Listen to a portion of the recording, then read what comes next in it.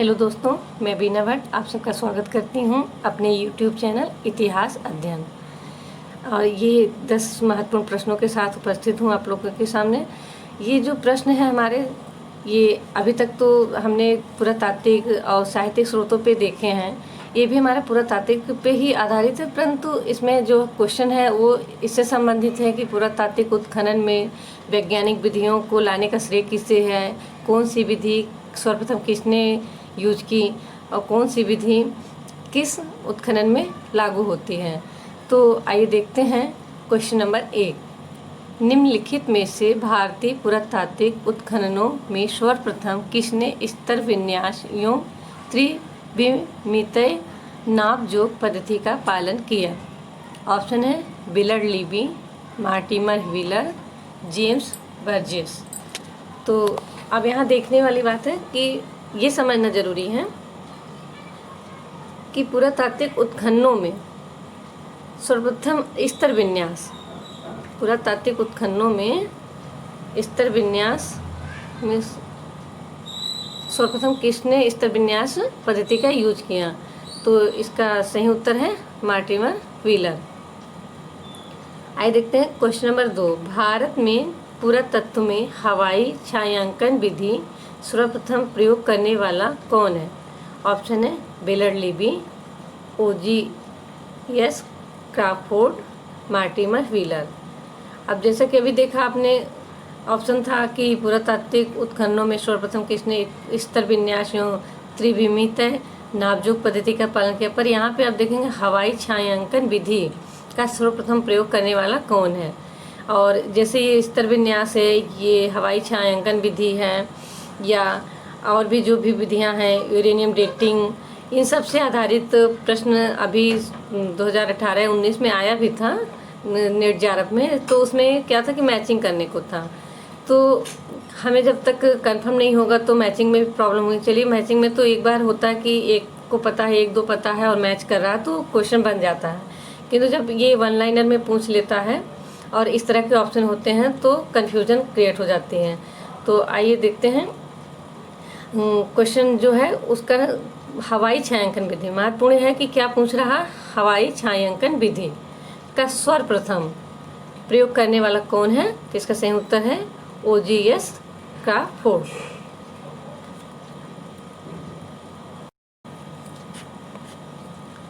आइए देखते हैं क्वेश्चन नंबर 3। गुजरात में समुद्र की गहराइयों में एक स्थल की खोज की गई जिसे प्राचीन द्वारिका मानते हैं। इसके खोजकर्ता कौन थे? ऑप्शन है SR Rao, JP Joshi, RS Vishnu. अब यहाँ देखिए पूछ क्या रहा है, समुद्र की गहराइयों में एक स्थल की खोज जिसे प्राचीन द्वारका मानते हैं और इसकी खोजकर्ता कौन है? तो इसका सही उत्तर है RS राव। इसे यस कठिरोली भी कहे जाते हैं, उनका नाम है यस कठिरोली। उन्होंने भी इसमें अध्ययन किया है, किंतु अगर पूछता है कि समुद्र की गहराई में किस स्थल की खोज की जिसे प्राचीन द्वारिका मानते हैं, तो इसके खोजकर्ता RS राव थे। अब आइए देखते हैं क्वेश्चन नंबर 4। सही सुमेलित करें। जैसा कि अभी मैं ऊपर ही बोल रही थी आपसे कि इस तरह से क्वेश्चन मैचिंग में आ जाता है, सुमेलित करने को आ जाता है, तो उसी तरह मैं भी क्वेश्चन फॉर्म की हूँ ताकि आप लोग इस तरह के भी क्वेश्चन का रिवीजन हो जाए। अब यहाँ पूछ रहा है यूरेनियम डेटिंग, कार्बन डेटिंग, वृक्ष वलय तिथि प्रणाली, और इधर आपके सामने है इसके खोजकर्ता या लागूकर्ता या प्रथम बार यूज करने वाले इन सब विधियों की। तो ऑप्शन में है, देखिए मैच करना आपको, Willard Libby, Curie, AE Douglas. तो यहाँ पे हैं, आपको हम मैच करके दिखाते हैं। यूरेनियम डेटिंग, यूरेनियम डेटिंग आपका ए जो होगा वो 2 से मैच होगा, जिसके यूरेनियम डेटिंग के यूज करने वाले जनक कहे जाते हैं क्यूरी। फिर आते हैं, हम देखते हैं कार्बन डेटिंग। कार्बन डेटिंग आपका मैच होगा विलर्ड लीबी से।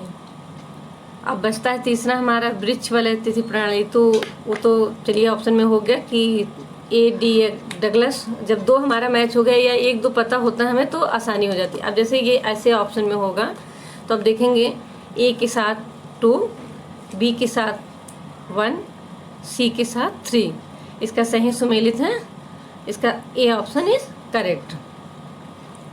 तो इसी तरह से जैसे मैंने ऑप्शन में ही दे रखा है, सी में मतलब ए में 2 है, पर अगर बी और सी का आपका कंफर्म नहीं है तो यहाँ पे आपको कंफ्यूजन हो जाएगा कि ए ऑप्शन सही होगा कि हमारा सी ऑप्शन सही होगा। तो इसलिए इन सबको जानना बहुत ज़रूरी है। तो मैं तो सिर्फ इसे मॉक टेस्ट में इसलिए लेके आ रही हूँ कि इस तरह के प्रश्नों को आप लोग मॉक टेस्ट में सॉल्व करेंगे तो आपका अच्छा रिवीजन हो जाएगा और एग्ज़ाम में हमें काफ़ी कुछ सहूलियत होगी।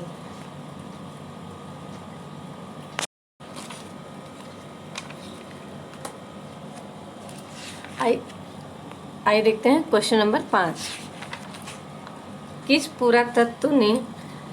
पुरातत्वविद के अनुसार पुरातत्वकर्ता सिर्फ वस्तुओं को नहीं खोदता अपितु मनुष्यों को भी खोदता है? अब इसका ऑप्शन देखिए, Mortimer wheeler, E D Douglas, Cunningham. तो इसको किसने कहा है? इसका सही उत्तर है मार्टिमर व्हीलर। यहाँ पे देखिए कि पूछ क्या रहा है क्वेश्चन में,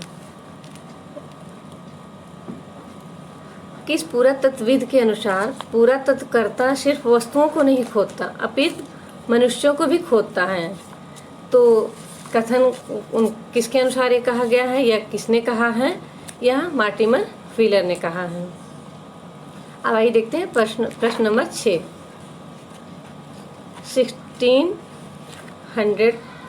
1600 ईसा पूर्व का कशी अभिलेख में आर्यपरक नाम मिले थे। यह अभिलेख कहाँ से प्राप्त हुआ है? आपके सामने ऑप्शन है सीरिया, तुर्की, इराक।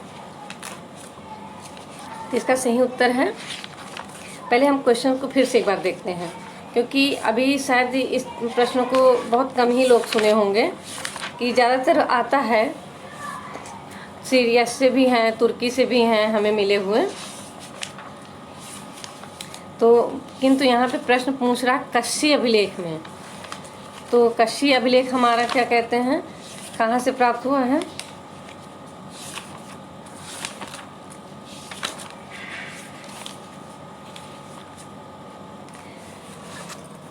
कशी अभिलेख हमारा इराक से प्राप्त हुआ है। तो इसका सही उत्तर है डी, सॉरी, इसका सही उत्तर है सी। डी तो मैंने ऑप्शन में ही नहीं दिया है। तो अब देखते हैं प्रश्न को फिर से एक बार हम पढ़ते हैं। 1600 ईसा पूर्व का कशी अभिलेख में आर्यपरक नाम मिलते हैं। यह अभिलेख कहाँ से प्राप्त हुआ है? तो इसका सही उत्तर है इराक।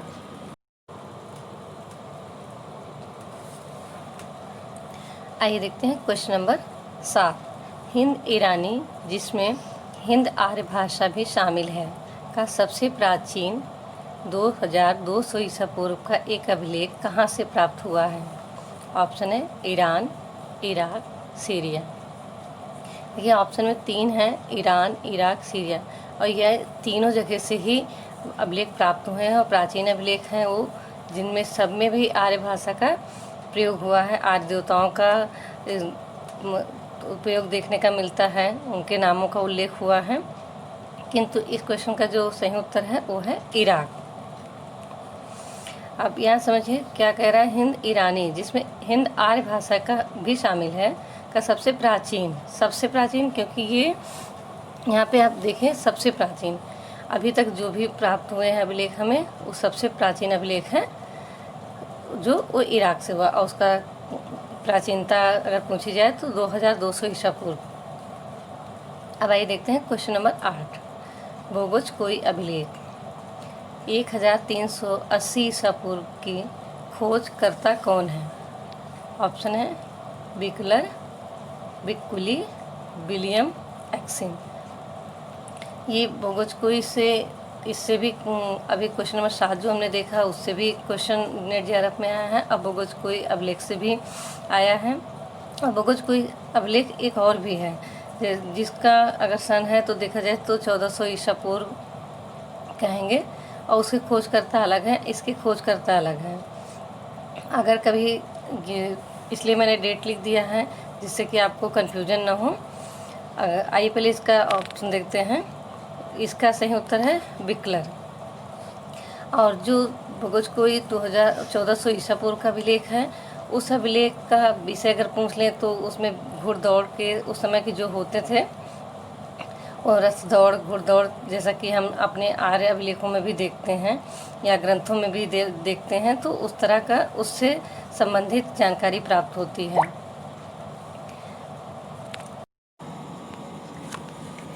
अब आइए देखते हैं क्वेश्चन नंबर 9। जूनागढ़ अभिलेख की खोज किसने की? ऑप्शन है जेम्स प्रिंसेप, कनिंघम, स्मिथ। तो इसका सही उत्तर है जेम्स प्रिंसेस। अब आइए देखते हैं क्वेश्चन नंबर 10। तमिल अभिलेखों को खोजने और पढ़ने वाले। ऑप्शन है जॉन एलन, ई हुल्स, जेम्स प्रिंसेस। तो यहाँ पे देखिए क्या पूछ रहे हैं, तमिल अभिलेखों को खोजने एवं पढ़ने वाले कौन इतिहासकार या पुराविद थे? तो मैं आपके सामने ऑप्शन है जॉन एलन, ई हुल्स, जेम्स प्रिंसेस। तो इसका सही उत्तर है ई हुल्स। और इसी से अगर एक क्वेश्चन ऐसे आ जाए कि दक्षिण भारत में 8000 अभिलेखों का संग्रह किसने किया था, तो वहाँ पे आपका ऑप्शन में ई हुल्स भी हो सकते हैं, जेम्स प्रिंसेस, जॉन एलन भी हो सकते हैं, मैकेंजी भी हो सकते हैं। तो वहाँ पे आपका सही होगा मैकेंजी। किंतु अगर कोई ऑप्शन में ये रहता कि तमिल अभिलेखों को खोजने और पढ़ने वाले कौन थे, तो ई हुल्स सही तो रहे। ये 10 महत्वपूर्ण प्रश्नों के साथ दोस्तों मैं कल फिर उपस्थित होंगे आप लोग के लिए लेके।